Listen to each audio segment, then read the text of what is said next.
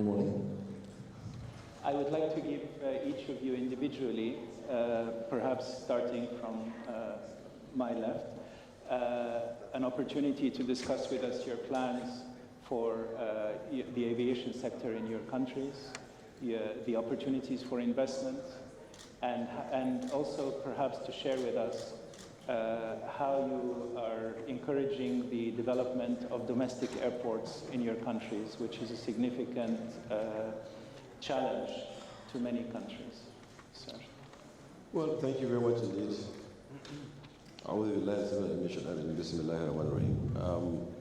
In Nigeria, we see aviation as a catalyst for what it is, for growth and development, and of course for gingering up our economy, and very central to all that we're doing. And we thought that we could take advantage of the fact that we have a country of 200 million people, which is geographically centered at the center of Africa, almost equidistant from all locations. And we see that there is the initiative by African Union of the 2030 vision and the 2063 agenda, by which we have the single African air transport market intended to open up that region. And we saw Nigeria as a center to it, perhaps the most populous, the biggest GDP, 450 billion official, and then perhaps about 800 to about $1 trillion unofficial GDP.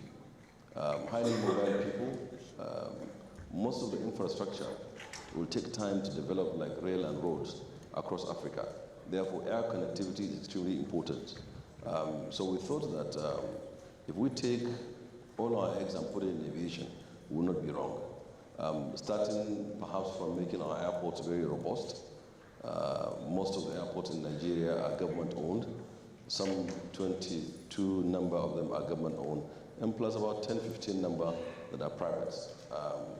So the intent of government is to drive a roadmap, and that roadmap included, but not limited to, having a very robust carrier, and then also, of course, cargo airports that would use to catalyze exports in perishable items and other cargoes as dry cargo and so on. So the whole ecosystem of aviation put together as a roadmap, which I will discuss probably in my presentation later this afternoon. Airports development, we intend to designate all the 5 major airports as free zones, and that will attract more investment into those airports. And we thought also the government should go through the PPP way, in trying to concession this airport. The reason being that the government in power at the moment is a social democratic in nature. So we don't want to privatize the assets. We want to concession the assets and take them back after 25 years or so, and then roll over. So perhaps this is like a summary of our intent in the sector. And we're growing. Today in Nigeria, by Ministry of Finance figures, aviation is the second fastest growing sector after water and sanitation. We have, since we started this program, we have increased the GDP contribution by about some 0.2%, from 0.4 to 0.6. Our intention is that within the next 3 years, we will hit the 5% GDP contribution in Nigeria through aviation, through all of the roadmap that we implemented, as I will explain during my presentation later this afternoon. Thank you. Thank you. Maybe I can follow up with a question. I've had an opportunity to work on the privatization of Abuja Airport. Yes. But so I've had the opportunity to visit your country, and you have a large number of domestic airports. Yes. That introduces its own set of challenges in terms of the viability, the profitability of their airports. And many of them have a social role, and it's important to keep them operating according to international standards. Right. How are you able to support that obligation to operate these airports? Well, so in this roadmap that we're driving, we think that an airport can only be viable when you create an activity on purpose around that airport. I'll give an example of where I come from in the northern part of the country, Katsina State, and we have an airport. It's built for political reasons and social reasons. But we think that we can create a convenient place there for an MRO, also create a cargo airport there, because they produce chilies, tomatoes, and pepper, and these are in high demand in Europe and Middle East and everywhere, and they are only 5 hours away. So we thought that that has started. We were able to create that activity. You know, the airport would be useful and would be viable. Plus, attracting people to come into Katsina, connecting to agriculture, to tourism, you know, and then other aspects of national life. So we don't think there's any airport that is not viable. It's dependent upon the activity that you are able to create around that airport. You know, even here in Dubai, you've got the tourism. People come to see what Dubai is really like, you know, and you have that chunk of passengers that are coming. Some are transiting. So if you make it a transit hub, for example, the Katsina is a transit hub with the SATEM, with the single African air transport market, opening up the skies in Africa, Katsina can be a point where you reach out to Mali, to Niger, to Chad, and all of those bordering states. You know, so it can also be a transit hub. And so that's how we look at it. So every airport, we create activity around it and cause it to happen. There's an example currently in Nigeria of Akure Airport. It used to be dead, nobody goes in there. But what we did to generate passenger traffic there, we're having daily flights there now, twice a day actually, local flight. And it's our intention that that airport or the neighboring airport will make into an export airport, and that also can create further activity. Your Excellency, Alessandro Cardi, how are you dealing with the challenges that you are facing in Italy with respect to the national carrier, and have you seen an effect on your aviation sector from the challenges that your national carrier has faced, and how have the airports responded to these challenges? Thank you. Good morning. Good morning to all, and let me thank for the invitation for this very nice event in the aviation. Let's say in order to not try to respond to your question, let's say that Italy is a mature market for the aviation, like almost over Europe, and we are let's say in fully in the let's say legal environment and the regulatory framework coming from European Union. So as far as the aviation market, we have two main differences between the carriers and the airports. So there are two different treatments, two different, let's say, regulatory framework, at least for the issues linked with investments and let's say, economic regulation. Aviation air carriers, as you know, are completely liberalized as a market. So there are only private airlines flying, and so the competition is just based on the best offer of services.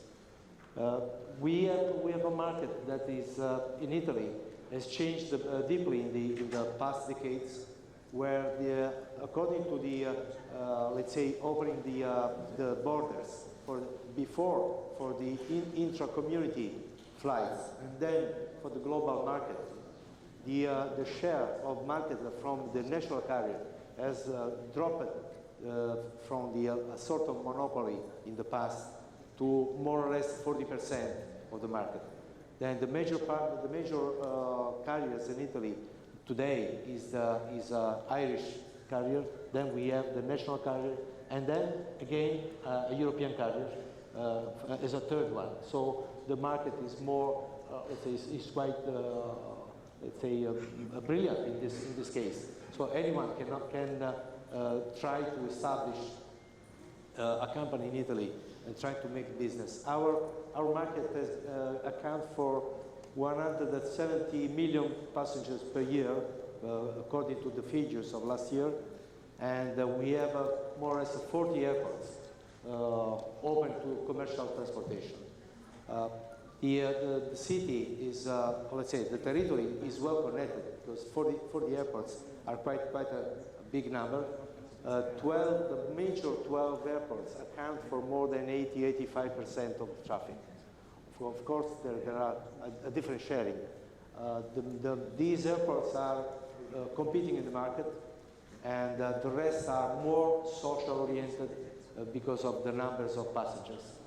So let's say that the economic regulation for airports is different because as the air carrier market is open, is completely liberalized, the airport market is different because the airport has a state-owned property, and the state property has been assigned to ENAC, to a Civil Aviation Authority, in order to be given through a concession model to private companies. So we give the state property airport to a private company in order to develop the airport and to satisfy the offer and the demand,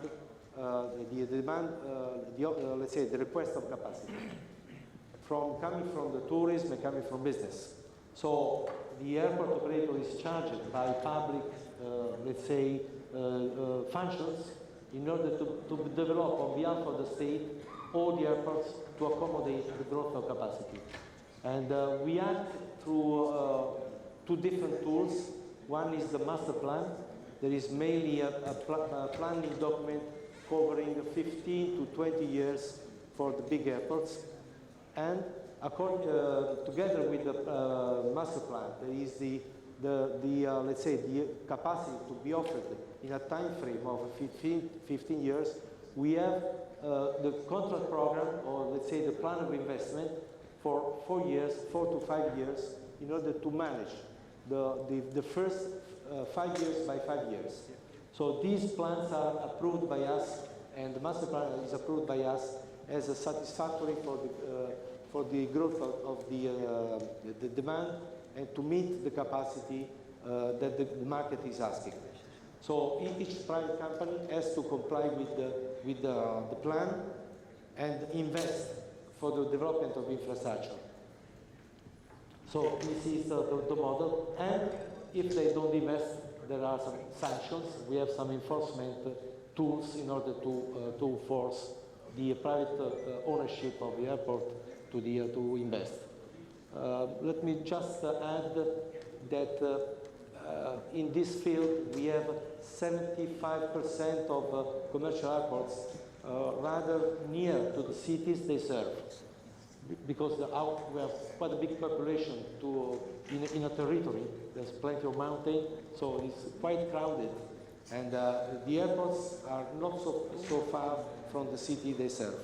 So the environmental issues is something that is not new, because each master plan is also complying with the environmental rules.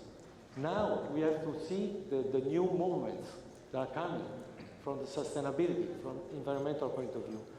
If they will ask for more investment, more social investment, for the social acceptance of the airports and the growth of traffic.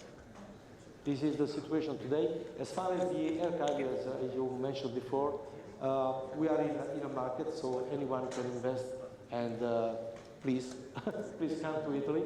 The market is a mature one. It doesn't mean that it's a stable one. The growth is envisaged to double all over the world, more or less in 15 years. And these are the numbers that we offer. And if you allow me to add, we recently heard that the Benetton Group is asking for an investor. So they're an important player in your airport market, and that might introduce good opportunities for investors to come to Italy as well. Yeah, as I mentioned, the market for air carriers is liberalized, so it's a completely market regulated, market law from the economic point of view. For the investment of the airports is different, is controlled, because we approve also the earning of the airports as far as the aviation investments are concerned. But we remunerate the investment. When you invest the capital, you have it's not a return of investment, it's just a remuneration of the capital invested from 4 to 8% per year in order to promote the investment. Then when the investment is going to the operation, they will follow the rules, and the return, let's say the remuneration is around 8%. Thank you very much. Your Excellency, Captain Misto, you've done wonders for your economy through private investment in the civil aviation industry, not only the airport, Queen Ali International Airport, but also in other areas like MRO and so on. I wonder if you could share with us your experience and how that has affected your industry in general, or your country's economy as well. Yes, good morning to all, and thank you for inviting me to this panel. Thanks for the United Arab Emirates and the Civil Aviation of Emirates to host this important summit. This is not strange for the United Arab Emirates. As for Jordan, Jordan is a 10 million population country located in a very, very strategic location. We are away from Europe, 1 hour flying from Europe to Larnaca. We are 1 hour away from Africa. Jordan is located in a very strategic location.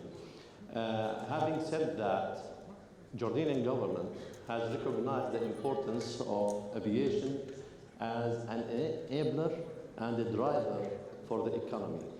It is evident by the important numbers of the increase on tourism to Jordan. We have a growth rate this year or last year by almost 9% in total tourism.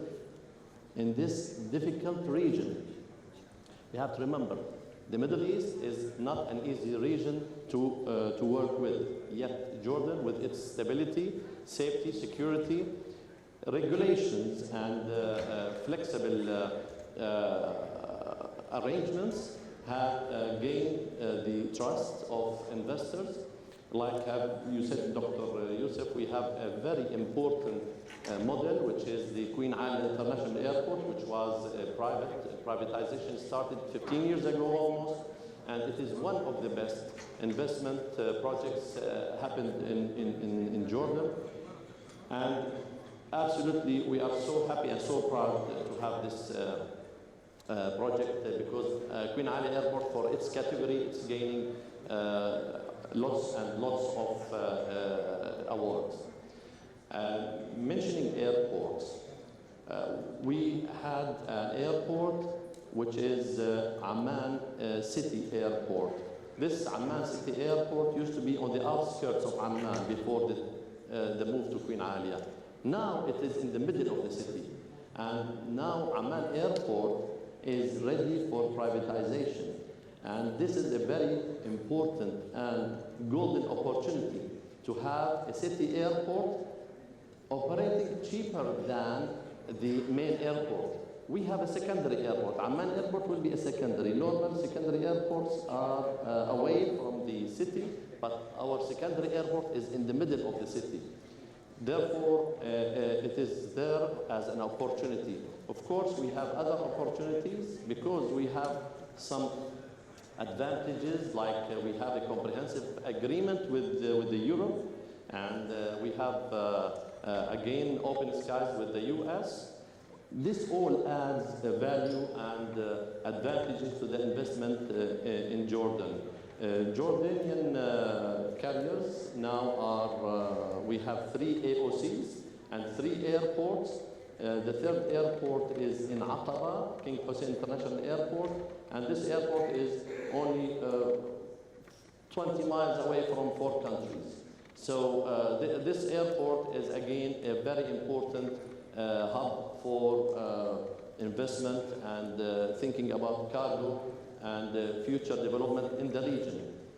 As MROs, we have an important investment, joint operation between the Jordanians and the Emirati investor, which is having a very important investment at Queen Ali International Airport. Thank you. Thank you very much. Thank you very much. Your Excellency Sampaio, can you share with us your experience in Brazil with airport investments? And you're such a huge country, and how you're also dealing with domestic airports and the challenges that you face. Good morning, everyone. It's a pleasure to be here It's my first time in Dubai. It's a beautiful country. It's an amazing place. Yeah, I'm happy to share with you some details about our program of privatization. Brazil is the 5th largest country of the world. We are talking about more than 200 million people. We're talking about more than $2 trillion GDP. We have a big program of concessions, especially in civil aviation. This year we're gonna have the round 6, and we're gonna put for privatization 22 airports this year. We are working with a mature program of concession. We were working with 3 clusters, 3 big clusters, one in the north of our country, with one of the head of this cluster is the airport of Manaus. It's a big airport. You have another cluster in the middle of the country, with the head is Goiânia. It's an airport in a big city near of our capital, Brasilia. And in the south of our country, we have another cluster with the head Curitiba. It's a nice airport with more than 7 million passengers a year. We believe Brazil, there is a big potential growth on demand civil in the next years, and not just for Brazil, but from and within with domestic routes and connectives. And we are working hard to change our economy scenario, and we believe in point of economy are important for economic growth. Our President Bolsonaro, they are making many changes in our economies, and we believe that Brazil is come back for the scenario of the growth in the economy. And we are working for have a business-friendly market. We have a presentation. I don't know if I can show a move. There is a video, a small video, talking about the sustainability of our project. I think it's important these days talking about sustainability, about the concessionary programs, especially when talking about civil aviation. In Brazil, it's a country very responsible for our environment, so I think it's nice to show this video, please.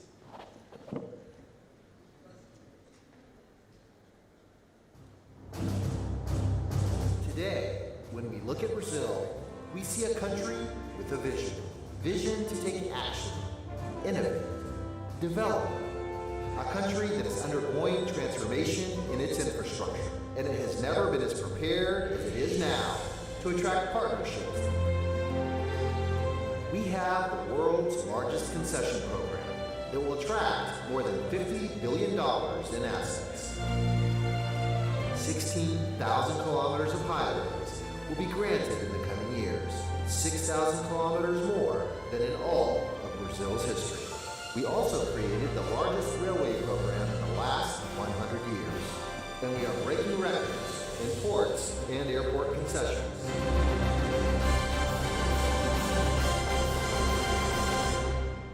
A project with a multimodal, modern, and pro-business vision. And of course, sustainable. But how do we bring development and sustainability together with a vision that unites growth and environmental balance? We bet on more economical and less polluting transport, such as cabotage and railways. Ferrogrão grain rail is strategic for Brazilian agribusiness exports. It is estimated to reduce up to 1 million cubic meters of CO2 per year. The North-South Railway, a national integration project, is already planting more than 4 million native seedlings. On the highways, there's monitoring technology and structures for wildlife to cross, as well as the use of environmentally friendly asphalt with rubber that better resists thermal variation. On the waterways, such as the Madeira River, we bring environmental education to the communities, showing them the importance of correct disposal of their waste, and we offer constant environmental monitoring at ports to reduce impacts, increase efficiency, and to take care of the local wildlife. The airports are following the same path, practicing sustainable techniques, where hawks help fend off other birds and prevent accidents. also receiving international recognition for the reduction of polluting gases and the use of renewable energy. Today, when we look at Brazil, we see a country of the future. A country that looks to the future and takes care of what's ours. Now, the nation that most preserves the native vegetation and the environment on the planet also guarantees, through environmental management seals and sustainability certificates, that economic development, investment attraction, and sustainability always go hand in hand. Come join the world's largest concession program and build sustainable infrastructure with us by river, roads, air, and sea.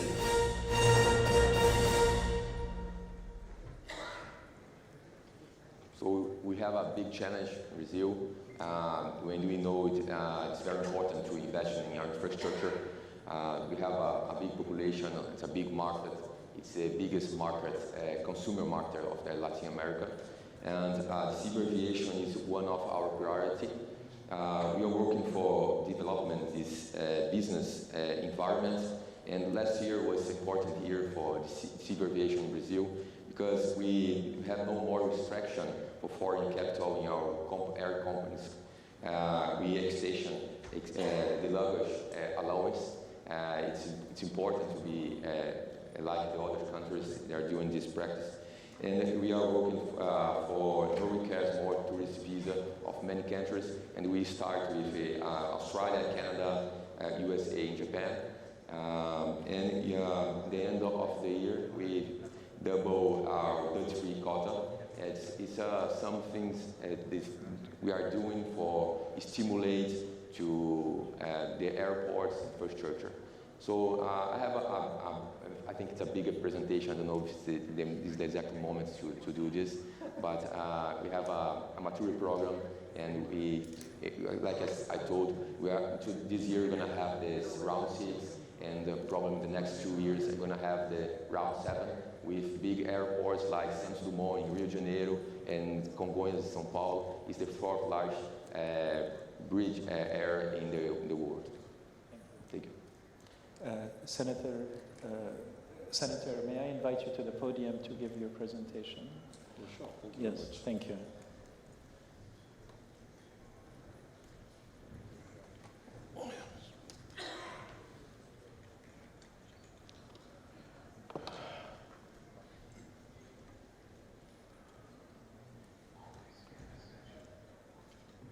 Thank you very much indeed.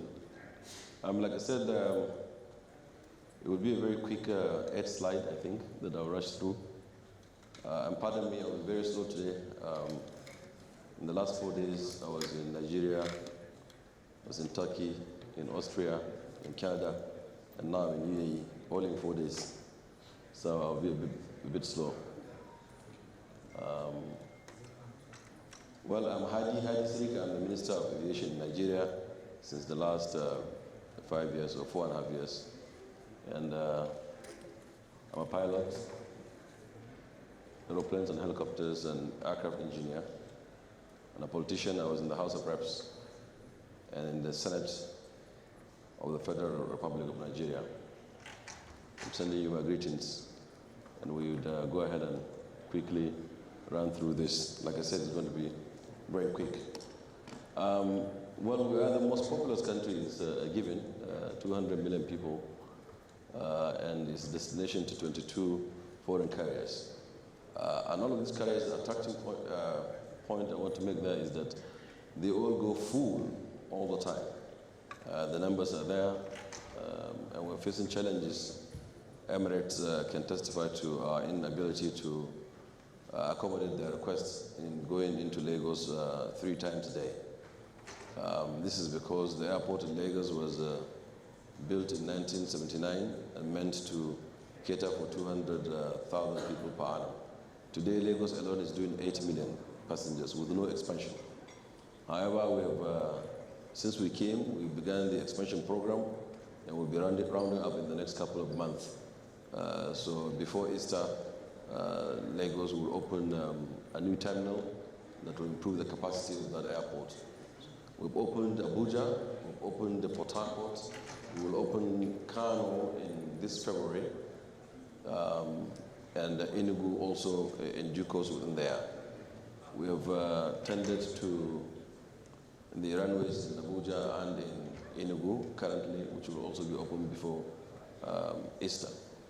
It's estimated 3 trillion required for infrastructure in our country. And then, of course, we have improved in our doing business index by the World Bank. Has been shown the figures over there. And then we rank as the top host economies for FDIs. And some of the countries' main advantage politically private, or partially privatized economy that we have. And one thing I want to say is that we have institutional framework in place now called the ICRC, which is the Infrastructure Concession Regulatory Commission, to be able to carry out all of those concessions in a very regulated, structured, fair, open, and competitive way and manner. The rate of return on investment in Nigeria is 34%, one of the highest in the world, and our contribution to the GDP is there. Like I said, we did some modest contribution of rose it from 0.4 to 0.6 within 3 years. We've signed the Single African Air Transport Market, which will open up the market in Africa. And we believe Nigeria will be the greatest beneficiary, being at the center and with 200 million people. We have earned, of course, the certificates and the award from ICAO in improvement in security and so also in safety. We have rehabilitated most of our infrastructure within the airports of Nigeria.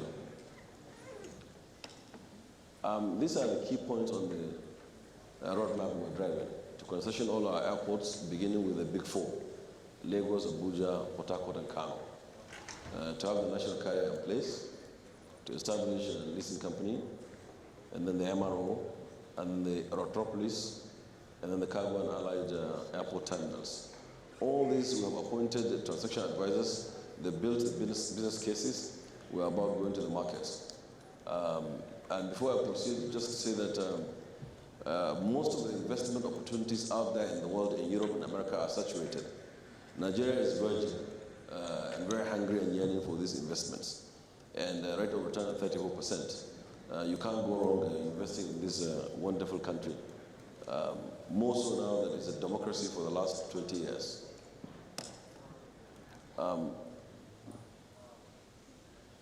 Then those concessions are going to be, of course, terminal concessions, and these are the airports.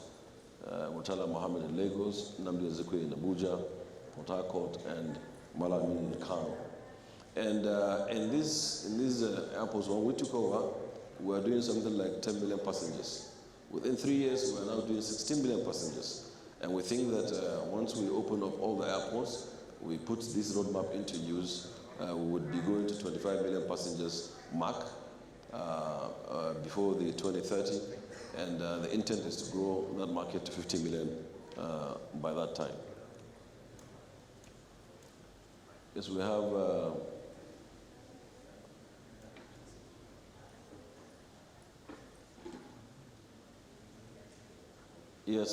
the enabling environment. I'm just going to talk about the intent of government to try to attract people into these investments. And most of these investments will come by way of recognizing pioneer status for people that are willing to go and invest in this in our country, including also designating our, as you see later, designating our airports as free zones.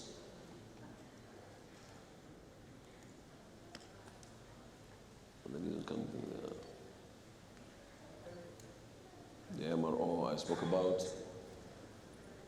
And the West and Central African region is at the center of Africa, and it's 600 million people region. And that's a huge number by population. It's twice the population of the US, for example, almost equal to continental Europe. And 20% of the consumption in Africa are in Nigeria, 20%. So it's a market that you cannot ignore, and there's a new drive by the government to be very investor friendly and give all kinds of concessions and tax holidays.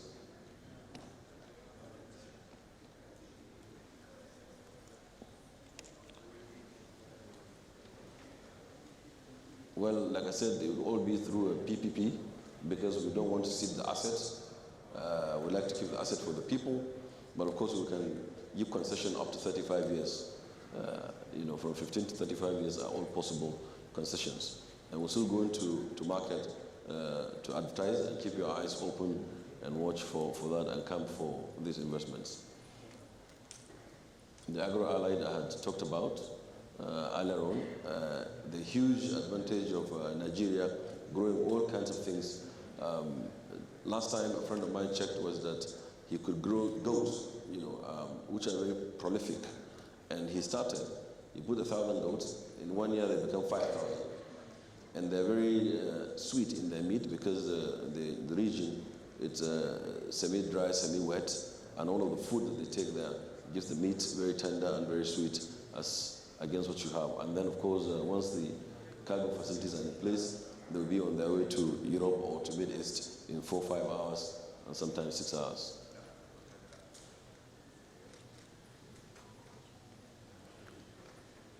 Then, of course, the establishment of Aerospace and Aviation University in collaboration with ICAO, IATA, and some partner countries and universities, including Embry-Riddle. The intent is to go into research and development and then also produce high-level manpower to service the industry. The challenge we had in the past was that most airlines will start up and fold up in Nigeria really quickly for 2 reasons. Reason number 1 is finance, source of fund. But the principal reason is governance. We find out that Nigeria has got only pilots and engineers in good numbers. But however, the managers of aviation businesses are in short supply, and there is no research and development into the field of aerospace and aviation. And that has been stunting growth in that sector in Nigeria. So we carefully sat down to conceive this project with the Aerospace University, and it's coming up very soon. And then, of course, designating our airports as free zones, and then improvement in our CNS systems that we have, and the upgrade of our airports. Thank you very much indeed.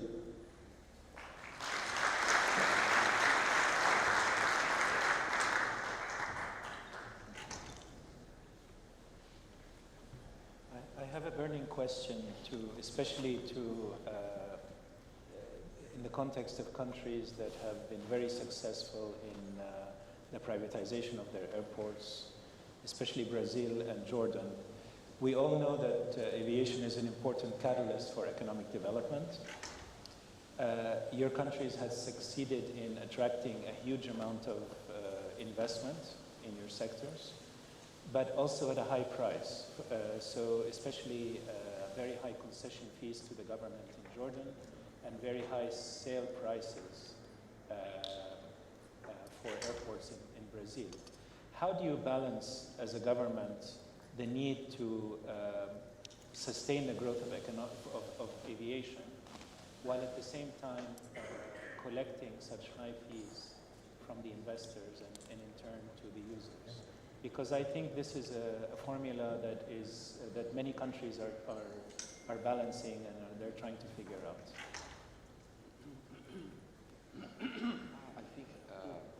I think it's important to make. And sorry, I must say that probably Santiago, Chile has the highest.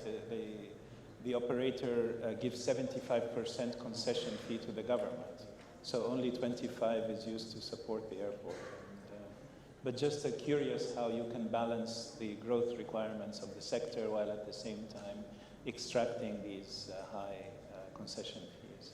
Okay, I will show this in a presentation. Probably, I don't know if my friend here in Jordan can share your simplified. In Jordan,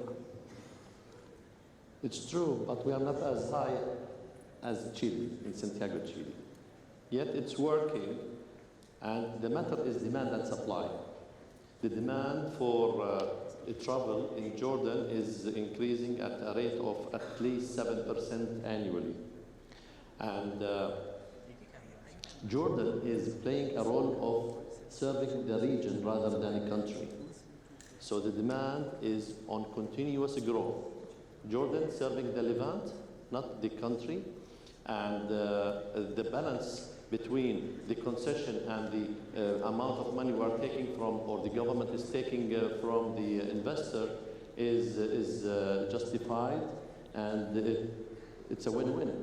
After 15 years of partnership, we find out it's a win-win situation. So essentially, that concession fee hasn't really dampened the demand for air travel. Not really. As a matter of fact, the numbers of growth are proving that. Yes. Go for it. Should I make the presentation? Yes. Yeah, thank you. Thank you.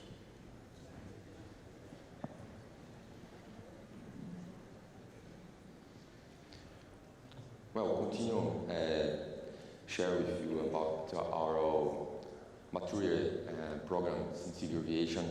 I'd like to start showing that Brazil is the fifth largest country in the world. We're talking about more than 80.6 million square kilometers. We are talking about a country with more than 200 million people and more than 1 trillion. Last year was 2.2 trillion of GDP of dollars. So Brazil is like in China, in USA. When you see this scenario, we think this is an important country to think about investments. And we are an organization, in our institutional framework. We have the Ministry of Infrastructure with the Infraero. It's a state company, and ANAC is our civil aviation authority. The ministry is responsible for the formulation and of public policy, the governmental coordination, and the airport concession plan. And you have the Ministry of Defense, the ATC authority. They are preoccupied about the military aviation. This is our institutional framework. Then we think in the next years, our demand probably been double over. Last year we had more than 215 million passengers per year. Then the passenger demand forecasting showed to us that it's growth very fast. The number of airports where we have the regular flights is this year it was 239 airports, and then we think in the next years, probably in 2025, we're going to have more than 200 seats with regular flights. When you see the air trips per capita in the world, especially when you see the OECD members, we see that they have 1.71 air trips per capita. In Brazil, there is only 0.46 per capita air trips. Then there is a big space for increase and to grow our civil aviation.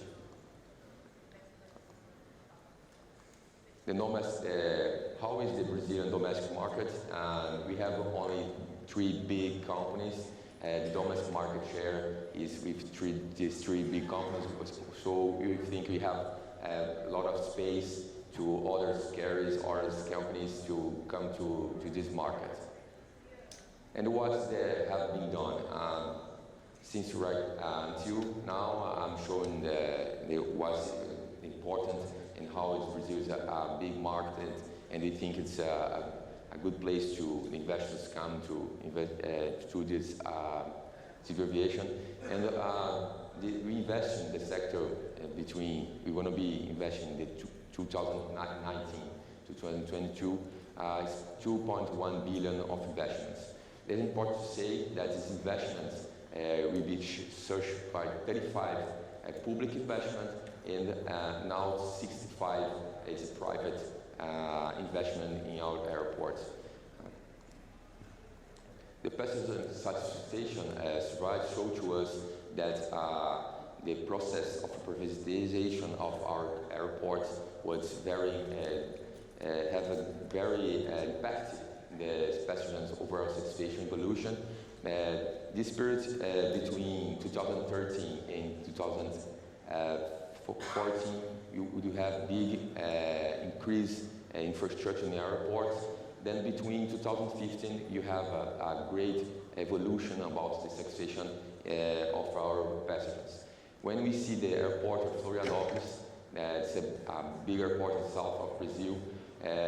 Last year, in the third quarter, we finished the increase of the infrastructure of the airport. It was a private operator, and we had the other search about the satisfaction passenger. We have a big gap between the investment of the private sector than before this investment. So it shows that how it's important to work together with the private sector. We have investments in the airports together. The airports, up to now, we have 5 rounds. It was already invested more than $5 billion, and with this scenario, we're going to have more to be invested, more than $4 billion. It was 5 rounds. The last round was last year. It was 12 airports. We think it was a very successful outcome. Then this year, you're going to have some pictures about the airports with privatization. São Paulo, Guarulhos, is the biggest airport in Latin America. Brasilia is our capital. Viracopos, São Paulo, and other airports like Fortaleza and Florianópolis, like I shows. So the regulatory regulation, we are working with some evolution about the regulatory regulation. The first one is more sustainable concession fee models, like we were questioned about. More incentives to airport airlines cooperation, more regional investment obligation, and less inflexible regulation. No participation of contracts. So this is one of their regulation evolution since we started the concessionaire of our airports. This year, we're going to have the round 6, 2020. The capex to be investments is more than 1.2 billion. We have, like I told, 3 clusters. The south cluster with Curitiba, north cluster with Manaus, and central cluster with the city of Goiânia. We are very estimate what the come of the investments. Probably in November of this year, you're going to have the auction. This is more or less the framework. We have the first quarter of this year, we're going to finish our public hearings. And the end of the year, we're going to have these auctions probably in November. We have more information on our website and the Ministry of Infrastructure. And the end of this government in 2022, the government of President Bolsonaro, we're going to have the round 7 with another 20 airports. And I hear special to say that we're going to have the 2 big airports, the Santos Dumont in Rio de Janeiro and Congonhas in São Paulo. The capex to be investments in more than $1.4 billion. We have many investments in the airport, regional airports program. We have here some results. It's an important investment for us because they work in like a feeder for these big hubs airports. And about our air service, I shared about the foreign capital no restriction, extension of luggage laws, no requires more these tourist visas for these countries. We are working to other countries, and duty-free quota, we are more than double this duty-free quota. Passenger airport fee reduction, we have a fee with our international trips, then reduction more than $10. Jet fuel tax reduction, KAV, and air service agreement focused in open skies. We signed a lot of air service agreements from other countries. I'll show some of them. So this is the international flights. In Brazil, you need to pay this additional fee, and we eliminate this additional fee. And we think this reduction would increase Brazil international air traffic up to more than 4%.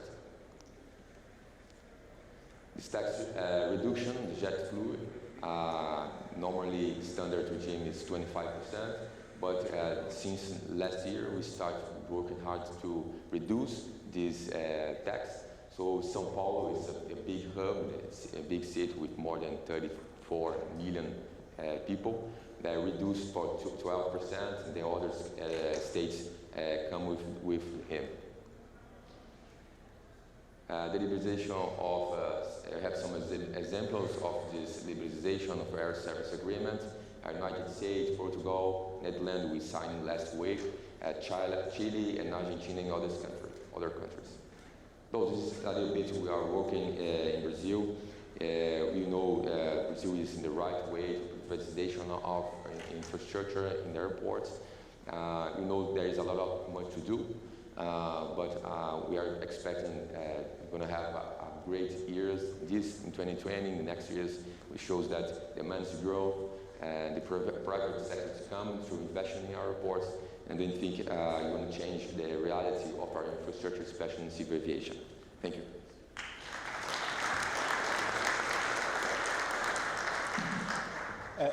As we approach the close of the session, Senator, would you like to have the final word? Well, thank you very much. And really quickly, just to say that in Nigeria, we have the, and it's on government website, you'd find that we have these pioneer status that we give and some good tax regime and tax holidays and so on that you can find on Nigeria. And then I spoke about MRO. The reason why is in the whole of West and Central Africa there is none existing.